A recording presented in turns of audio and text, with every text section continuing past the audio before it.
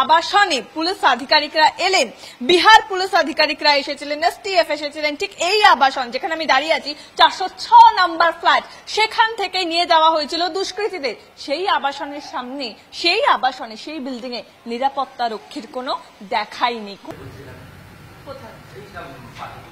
সামনে থেকে কেউ ঢুকে গেলে কি করে দেখবেন আপনারা?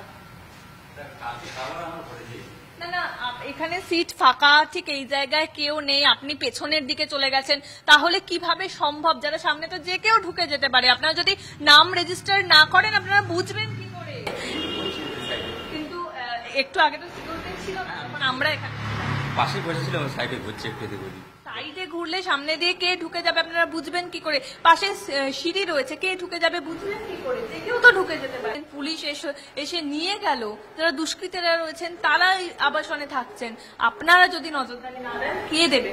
আমরা চারিদিকে বসেও থাকি, একটু একটু ঘুরি, একটু উপরে। এই মুহূর্তে যিনি নিরাপত্তা রক্ষী তার সঙ্গে কথা বলছিলাম, কারণ এখনো পর্যন্ত আমি দেখতে পাচ্ছি রেজিস্টার খাতা পড়ে রয়েছে, সামনে সিট খালি। নিরাপত্তা রক্ষী বলছেন একটু ঘুরতে গেছিলাম, একটু ওপরে গেছিলাম, একটু পেছনের দিকে গেছিলাম, এই হচ্ছে নিরাপত্তা রক্ষীদের বক্তব্য।